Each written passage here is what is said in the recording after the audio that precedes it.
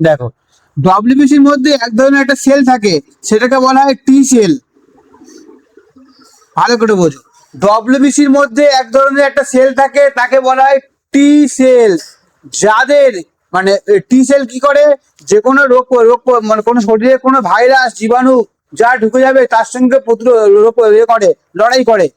এবার দেখা যাচ্ছে এই যে আমাদের পোলিও ভ্যাকসিন দেয় বা যে কোনো ভ্যাকসিন দেয়, যে কি করে, যে কোনো শরীরের মধ্যে ভ্যাকসিন দেওয়া মানে কি জানো, সেই জীবাণুটাকে আমার শরীরের মধ্যে ইনজেক্ট করা হচ্ছে।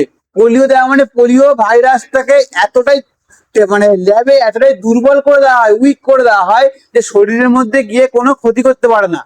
তখন কি করে, এই যে টি সেল থাকে, টি সেল কি করে, শরীরে যখন শরীরে যখন কোনো একটা জীবাণু প্রবেশ করলো, ভালো করে বোঝো, প্রথমবারে টি সেল বুঝতে পারে না, টি সেল তাকে বুঝতে পারে না যে আমাদের ক্ষতি করবে।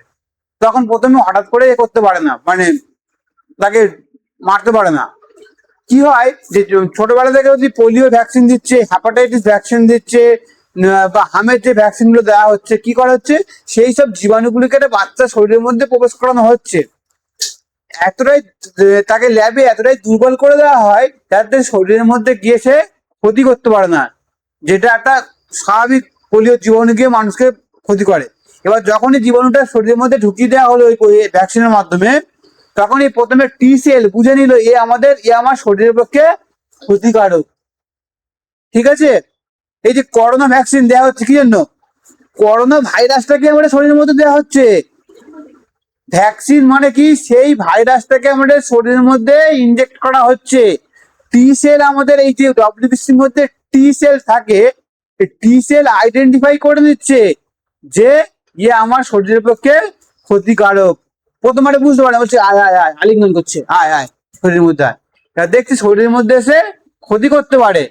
দ্বিতীয়বার যখন ওই জিনিসটা ঢুকবে, তখন টি সেল ওকে মেরে বের করে দেবে, আগে মেরে দেবে। তোমরা শুনেছো যে পক্স একবার হয়, দ্বিতীয়বার হতে চায় না, খুব কম ব্যক্তির ওটা হয়। কি হয়, প্রথমে যখন এই পক্সের ঢুকলো ভাইরাস শরীরে, টি সেল বুঝতে পারে না, বলছে আয় আয়, আলিঙ্গন করে, তখন দেখাচ্ছে শরীরের মধ্যে পক্স ছড়িয়ে পড়লো। যখনই শরীরকে ক্ষতি করলো, টি সেল বুঝে নিল যে আমার জন্য ক্ষতিকারক। দ্বিতীয়বার তোমার পক্সের ভাইরাস যদি ভরিয়ে যায়, তখন কি করবে, টি সেল তাকে মেরে দেবে। বুঝতে পারলে হ্যাঁ কি না? গুরুপ্রসাদ বুঝতে পারছো? গুরুপ্রসাদ, আচ্ছা ঠিক আছে। টি সেলের কাজ তাহলে বুঝতে পারলে তো। এবার দেখা যাচ্ছে যাদের এইচআইভি হয় বা এইডস, এই সুস্মিতা কি হচ্ছে, সুস্মিতা তৃষা, খুব গল্প হচ্ছে কিন্তু, পরে গল্প করবে।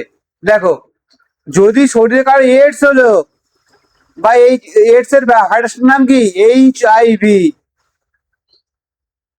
হিউম্যান ইমিউনো ডিফিসিয়েন্সি সিনড্রোম, বা এইচআইভি পুরো কথা হচ্ছে হিউম্যান ইমিউনো ভাইরাস, তাই তো। আর এইডস এর পুরো কথা কি, অ্যাকুরেট ইমিউনো ডিফিসিয়েন্সি সিনড্রোম। এবার যে এইডস হয়ে গেছে, এইডস হয়ে গেলে কি হবে, এইডস এইডস এর ভাইরাস শরীরে ঢুকে গেছে, 2 থেকে 3 বছর সময় নেবে এই আমাদের শরীরে যত টি সেল আছে আস্তে আস্তে আস্তে আস্তে টি সেল গুলোকে মেরে দেবে। ও প্রথমে বুঝতেই পারবে না। এই যে এইচআইভি বা এইডস রোগটা হচ্ছে, কি হয়, শরীরের আমাদের এই টি সেল গুলোকে মেরে দেবে আস্তে আস্তে। ভাইরাসটা ঢুকলো, কেউ বুঝতে পারবে না, শরীরে কিচ্ছু হবে না। 2 থেকে 3 বছর সময় নেবে আস্তে আস্তে টি সেল গুলো মেরে দেওয়ার। এবারে দেখা যাচ্ছে 2 থেকে 3 বছর পরে তোমার যে কোনো রোগ হচ্ছে, কোনো রোগ সারছে না। মানে কি, তোমার টি সেল তো মরে গেছে, টি সেল মরে যাওয়ার দরুন যে কোনো রোগ হচ্ছে, সে কোনো রোগ আর তোমার আর সারছে না। টি সেল কি করবে, সেই ভাইরাস গুলোকে মেরে দেয়। তো কোনো সর্দি ভাইরাস ঢুকলে যা হচ্ছে, সর্দি হচ্ছে, সর্দি তো ভাইরাস ঘটিত, ঠান্ডা লাগছে, সর্দি সর্দি সর্দি সারছে না, কোনো জায়গায় কেটে গেছে সেও সারছে না, কোনো একটা সামান্য রোগ সেও সারছে না। তখন ডক্টর পরীক্ষা করালো, দেখা যাচ্ছে কিছু হচ্ছে না, দেখা যাচ্ছে এইডস। এই এইডস কিসের মাধ্যমে ছড়ায়, রক্তের মাধ্যমে। ঠিক আছে, রক্তের মাধ্যমে এডস ছড়ায়, সেক্সের মাধ্যমে এডস ছড়ায়। সুতরাং এই এই যে রোগগুলো হয়ে গেলে একবার আর সারে না, মানুষকে বাঁচানো আর যায় না, বুঝতে পারলে? মানুষকে বাঁচানো যায় না আর। সুতরাং এই টি সেলকে নষ্ট করে দিচ্ছে, ওর কাজ হচ্ছে কি টি সেলকে নষ্ট করে দিচ্ছে। এবার ধরো কোনো ব্যক্তির এডস হয়েছে, সে সেলুন দোকানে গেছে, তার দাড়ি কাটতে গিয়ে কেটে গেছে, এবারে পরবর্তীকালে সেই ব্লেড চেঞ্জ না করে তোমার সেই ব্লেডে তোমার দাড়ি কাটতে গেছে, তোমার দাড়ি কাটতে গেলে তোমার যদি কেটে যায়, তোমার রক্তের সংস্পর্শে ওই রক্ত আসে, তাহলে তোমারও ওই এডস হয়ে যাবে, বুঝতে পেরেছো? কিন্তু এডস এর ভাইরাস শরীরের বাইরে বেশিক্ষণ বাঁচে না। ওই জন্য একটা যারা সেলুনে তোমার করলো, মানে চুল কাটলো, তার মিনিমাম 10-15 মিনিট বাইরে তোমার যদি ওই করে, তখন কিছু হবে না। ওই ভাইরাস বেশিক্ষণ শরীরে বাঁচে না। এবার হঠাৎ করে তুমি আরো কাজে যাচ্ছ, এবার কাটার ধরো সেলুনে কেউ চুল কাটছে, তার ওই ভাইরাস আছে, শরীরে রক্ত লেগে গেছে। এবার ধরো তুমি স্টেশনে যে দোকানগুলো হয়, তুমি কোনো কাজে যাচ্ছে, বলে চুলটা ভাই আমার দাঁড়িয়ে একটু কেটে দিতে, একটু কেটে দিতে নেই হয়েছে, তোমার কাটতে গিয়ে কেটে গেল, ওর কাটছিল। এরকম অনেকের হয়েছে, ডিরেক্ট সেলুন থেকে ছড়িয়ে যায়। আমাদের ওখানে একটা ছেলের আছে, তার শুনেছি ওই পরীক্ষা করেছে, তার দেখা যাচ্ছে তার একটা, হ্যাঁ, অপারেশন করতে গিয়ে কি পরীক্ষা করেছে, এডস এর পরীক্ষা করেছে, HIV, দেখা যাচ্ছে তার পজিটিভ পেয়েছে। এবার সে তো বিভিন্ন সেলুনে যায় তখন আমাদের ওখানটায়, তার যদি কাঠ থেকে রক্ত বেরিয়ে গেছে, সঙ্গে সঙ্গে সেই সেই ব্লেড যদি কারোর সংস্পর্শে কেটে গেছে, তার হবেই হবে। যারা দেখবে অনেক ধর সর্দি হচ্ছে, সারছে না, কি পরীক্ষা করে? টিবি পরীক্ষা করে না? সর্দির মাধ্যমে রক্ত আসবে, টিবি পরীক্ষা করে না? টিবি পরীক্ষা করাতে যাবে, গেলেই তোমার এডস পরীক্ষা করাবে, HIV পরীক্ষা করাবে, সঙ্গে সঙ্গে করে দেবে। এখন সরকারি জায়গাতে ওই কিট আছে, এখানে সুচ ফুটে দেবে, সুচ ফুটে দিলে সঙ্গে সঙ্গে ওই নোট করবে পজিটিভ কি নেগেটিভ, সঙ্গে সঙ্গে দেখা যাবে। কারণ আমার আমার এই মাস 6 আগে, আমার 7-8 মাস আগে আমার খুব ওই সর্দি হয়েছিল, আর 2-1 বার মানে আমি ভ্যাপার নিতাম, ভ্যাপার নেওয়ার দরুন আমার নাকের মধ্যে শিরা কেটে গেছিল, তার মাধ্যমে সর্দি করলে রক্ত আসতো। এবারে 2-3 দিন হয়েছে, ডাক্তার হসপিটালে দেখিয়েছি, সঙ্গে সঙ্গে বলছে তোমাকে টিবি পরীক্ষা করাও। আমি বলেছিলাম করান না, আমার আমার বাড়িতে ওয়াইফ বললো বলে করান, করে দিতে বলে করালাম। কি সঙ্গে সঙ্গে দেখলাম কি হলো, বলছে আগে তোমার HIV টেস্ট করাবো, সঙ্গে সঙ্গে করালো, ও সঙ্গে সঙ্গে সুচ ফুটিয়ে দিল, সঙ্গে বলছে আমাদের টিবি পরীক্ষা করাতে এলেই সঙ্গে সঙ্গে আমরা এই পরীক্ষাটা আগে করাই, ঠিক আছে? সঙ্গে সঙ্গে তোমার দেখিয়ে দেবে পজিটিভ কি নেগেটিভ। তারপরে বলবে তোমার রক্ত পড়া বন্ধ, ওষুধ দিলে রক্ত পড়া বন্ধ হবে, বন্ধ হলে তারপরে কফ দেবে, তারপর টিবি পরীক্ষা করাবে। রক্তের সঙ্গে কফ পড়বে, ওটা টিবি করাবে না। আমি বুঝে গেছিলাম যে আমার নাকের শিরা কেটে গেছে অসুবিধা। তো সে যাই হোক, তাহলে ভিতরে ভিতরে শিরা কেটে গেছিল। তাহলে টি সেলের কাজ বুঝতে পারলে, টি সেল কোথায় থাকে? তাহলে WBCর মধ্যে টি সেল থাকে, ঠিক আছে? টি সেল খুব গুরুত্বপূর্ণ।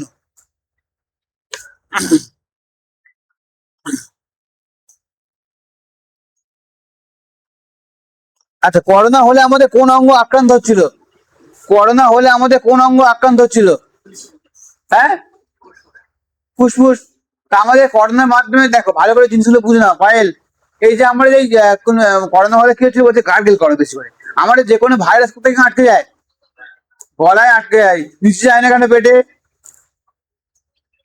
পেটের মধ্যে কি থাকে? পাকস্থলীতে HCl থাকে, হাইড্রোক্লোরিক অ্যাসিড। এই অ্যাসিডে যে কোনো জিনিস পড়লে সব একদম নষ্ট হয়ে যাবে, ওই ভাইরাস ফাইরাস সব মরে যাবে। ওরা কি করে, এখানে থাকে, এখান থেকে কি হয়েছে, আস্তে আস্তে এখান থেকে আমাদের ফুসফুসে দেখেছে, ওই ফুসফুসে ঢুকে যায়। কি বুদ্ধিমান দেখেছে তো ওরা, মানুষের থেকে বেশি বুদ্ধিমান, পেটে যায় না, ঠিক আছে? তা করোনা হলে কি হয়েছিল? ফুসফুস আক্রান্ত করে। বলো মেনিনজাইটিস রোগ হলে শরীরে কোন অঙ্গ আক্রান্ত হয়? মেনিনজাইটিস রোগ হলে রাজা রামমোহন রায় মেনিনজাইটিস রোগে মারা গেছিলেন, মাথা, মেনিনজাইটিস।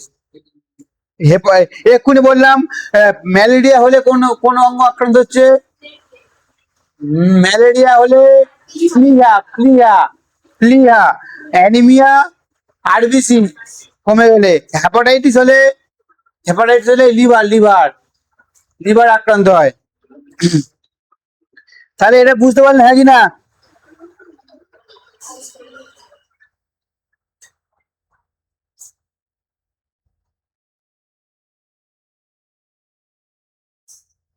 আর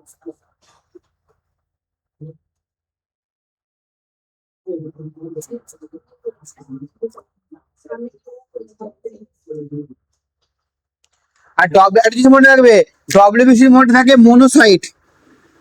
মনোসাইটের কাজ দেখো কি, মনোসাইট থাকে, এর কাজ হচ্ছে কি, এই যে ধরো আমাদের কি হলো, করোনা হলো বা অন্যান্য কিছু হলো, হয়ে গেলে কি হবে, সেই ভাইরাস গুলোকে কি করে এই ডব্লিউবিসি তে মেরে ফেলছে, টি সেল মেরে ফেলছে। তো মেরে ফেলার পরে কি থাকে, এগুলো পড়ে থাকে, তো সেই ভাইরাস গুলো সেই মনোসাইট সেগুলো খেয়ে নেয়। কি বললাম বুঝতে পারছি মানে, যে আমাদের শরীরের করোনা হলো বা অন্যান্য রোগ টোগ হলো, সেই ভাইরাস গুলোকে কে ফাইট করবে, টি সেল। টি সেল থাকছে আমার ডব্লিউবিসির মধ্যে। তা যখনই ফাইট করে সেগুলো মেরে দিল, সেগুলো শরীরের মধ্যে পড়ে থাকলো, তো সেই ভাইরাস গুলো সেগুলোকে ভক্ষণ করে আমাদের এই মনোসাইট। মনোসাইট থাকে তার এই ডব্লিউবিসির মধ্যে, বুঝতে পারলে? মনোসাইট থাকে তাহলে কার মধ্যে, ডব্লিউবিসির মধ্যে। মনোসাইট এই ভাইরাস গুলোকে, মোটা ভাইরাস গুলোকে সব খেয়ে নেয়। ক্লিয়ার? তাহলে এই যে আজকে যে জিনিস কটা পড়ালাম, এই পুরো একদম জলের মতো মুখস্থ করে আসবে।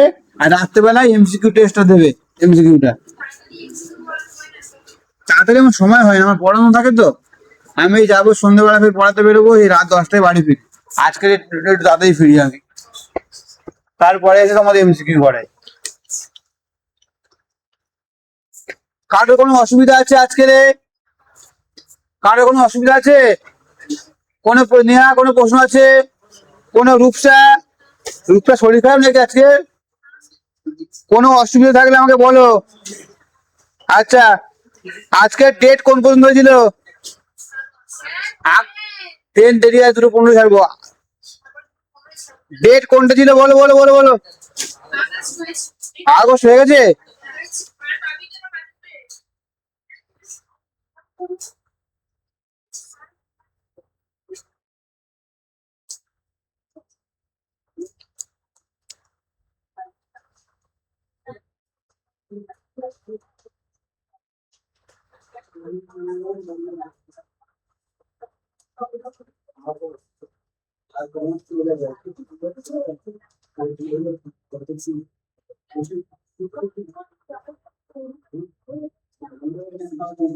হ্যাঁ, সেপ্টেম্বর ডেট আছে।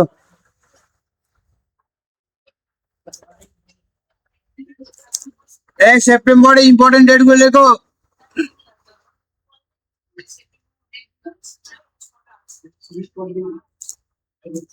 2রা সেপ্টেম্বর ওয়ার্ল্ড কোকোনাট ডে।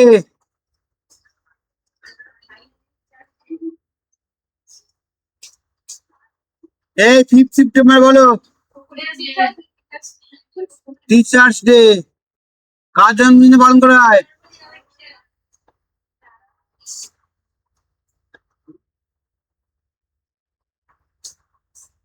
এই পোস্ট অফিসে, এই পোস্ট অফিসের মধ্যে পার্থক্য বলো, বলতে পারবে কেউ?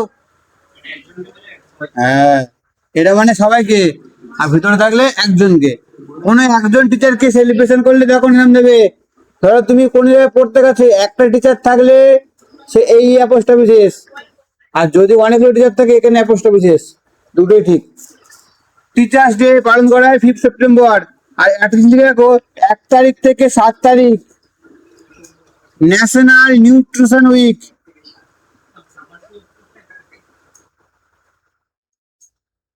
Nutrition,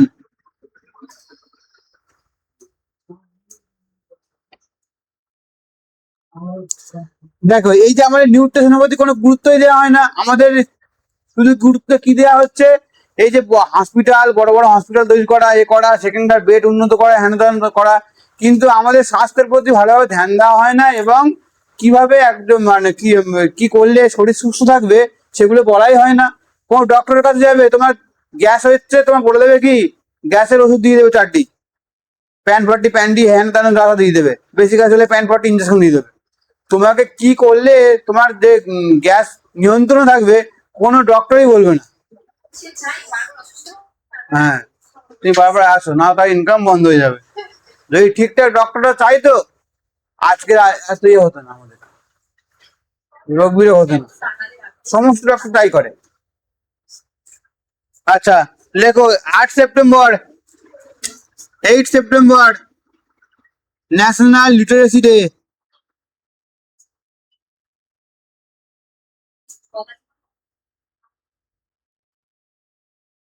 national literacy day.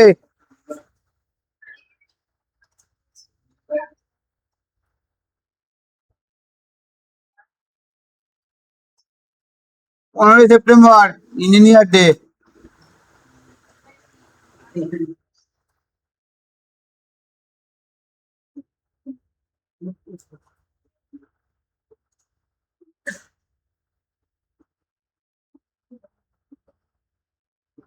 16ই সেপ্টেম্বর ওয়ার্ল্ড ওজোন ডে।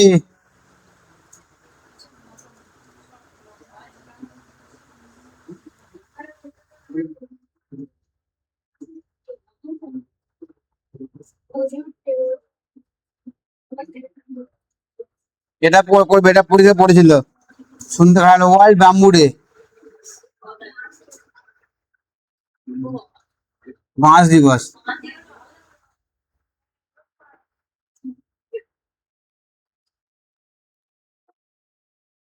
এত মানুষরা বাঁশ দিচ্ছে সবার, তো বাঁশ দিবে।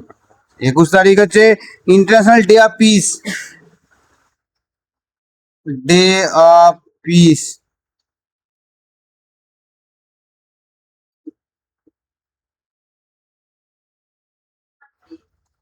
25 সেপ্টেম্বর লেখো, এটা ইম্পর্টেন্ট গ্রুপ। অন্তর্দয় দিবস।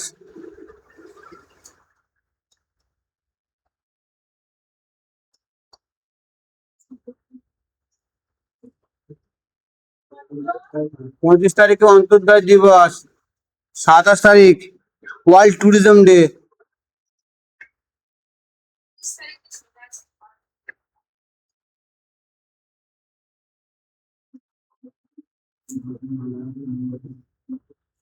আঠাশ তারিখ ওয়ার্ল্ড র্যাবিস ডে।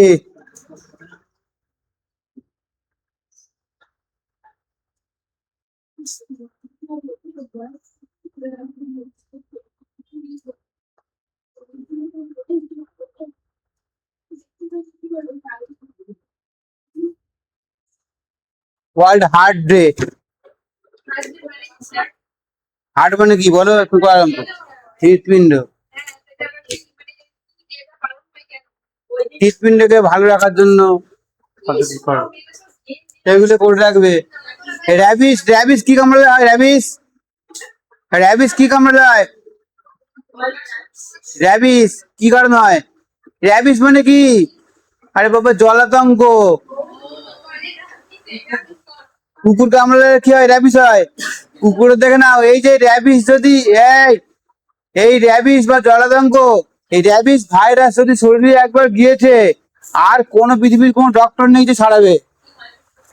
হ্যাঁ, কুকুরে কামড়ালে র্যাবিস হয়, বা কুকুরে আঁচড়ে নিলে, তোমার সেই কুকুরে যদি র্যাবিস থাকে, তোমার যদি শরীরে এই যে রক্তের সঙ্গে একবার মিশে যায়, ওই একবার হয়ে গেলে আর পৃথিবীতে কোনো ডক্টর নেই বাঁচাতে পারবে। সুতরাং যদি কুকুরে সামান্যতম আঁচড় দেয়, সঙ্গে সঙ্গে ইঞ্জেকশন নিয়ে দেবে। ঠিক আছে? র্যাবিস এমন একটা খতরনাক জিনিস, যে তুমি হাওয়া হাওয়া সহ্য করতে পারবে না, জল জল খেতে পারবে না, ডোব দিয়ে মরে যাবে। জলাতঙ্ক তুমি বলেছিল, জল জল খেতেই পারবে না, জল পিপাসা পাবে, কিন্তু জলের সামনে নিয়ে কারে ঢালবে, ঢালতে পারবে না। হ্যাঁ, আর এই পাকার হাওয়া হচ্ছে, এই হাওয়া সহ্য করতে পারবে না। আর র্যাবিস হচ্ছে খুব ভয়ঙ্কর রোগ। পাঞ্জাবের একটা কুস্তি করছিল, এই পাঞ্জাবের একটা কুস্তিগির, এবারে কি হয়েছিল না, তার বিশাল শরীর, তাগড়াই শরীর, কুস্তি করে জানো। এবারে একটা যাচ্ছিল, পাশে একটা ড্রেনে একটা বাচ্চা কুকুর পড়ে গেছিল। সে কি করেছে, কুকুরটাকে মানে তুলে দিয়েছে ওপর ট্রেন থেকে। এবারে সেই বাচ্চা কুকুর একটু সামান্য নখ একটু থেকে আঁচড়ে দিয়েছিল, মানে তুলতে গেছিল, আঁচড় লেগেছিল। সে জানে সামান্য আঁচড় লেগেছে, কি হবে। এই র্যাবিস কামড়ালে মিনিমাম 1 মাস, মানে 20 দিন থেকে 30 দিনের মধ্যে তোমার তার অ্যাকশন শুরু হয়ে যাবে। এবার তার ওই র্যাবিস হয়ে গেছে, হয়ে যাওয়ার পরে তার ওই পুরো দগ্ধে মরে গেল। কত মানে নাম করা কুস্তিগির, কি নামটা ভুলে যাচ্ছি আমি। সুতরাং যদি সামান্যতম তোমার একটু আঁচড় লাগে কুকুরের, সঙ্গে সঙ্গে যে ভ্যাকসিন দেওয়া থাকলেও সেই কুকুরের, ডক্টর এখানে গেলেই বলে দিন, কোনো রিস্ক নেবে না। সামান্যতম আঁচড় দিলে নিয়ে নেবে ডগে।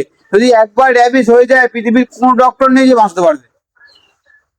ওই আঁচড় দিল মানে, গিয়ে ভ্যাকসিন দিল মানে তুই বেঁচে যাবে। 4টে ইঞ্জেকশন দেবে, প্রতিদিন 2টো করে, মোটা 8টা। আর টিটেনাস না থাকলে 1টা, মানে 9খানা। প্রতিদিন যাবে 2টো করে ইঞ্জেকশন, একটা প্রতিদিন নয়, মানে 1 মাসের মধ্যে 4বার দিতে হবে। ঠিক আছে? এই ডেট মুখস্থ, এই ডেটটা বলে দিই। হ্যাঁ, 2রা সেপ্টেম্বর কি? সেপ্টেম্বর বাঙালি কিছু বলেনি কেউ। সেপ্টেম্বর 2রা সেপ্টেম্বর ওয়ার্ল্ড কোকোনাট ডে। 5ই সেপ্টেম্বর ন্যাশনাল টিচার্স ডে। 1 থেকে 7 তারিখ ন্যাশনাল নিউট্রিশন উইক। 8 তারিখ ন্যাশনাল লিটারেসি ডে। 15 তারিখ ইঞ্জিনিয়ার ডে। 16 তারিখ ওয়ার্ল্ড ওজোন ডে। ওজোন স্তর, কোন স্পিয়ারে ওজোন স্তর থাকে? স্ট্র্যাটোস্ফিয়ারে ওজোন স্তর থাকে, তাই তো? 18 তারিখ ওয়ার্ল্ড ব্যাম্বু ডে। 21 তারিখ international day of peace. 25 September অন্তর্দয় দিবস। 27 September world tourism day. 28 rabies. 29 তারিখ ওয়ার্ল্ড হার্ট ডে। জলের মতন মুখস্থ করে আসবে, পরের দিন এগুলো আমি ধরবো আমি। ঠিক আছে? সবার ট্রেন এক্ষুনি আছে? যাও চলে যাও।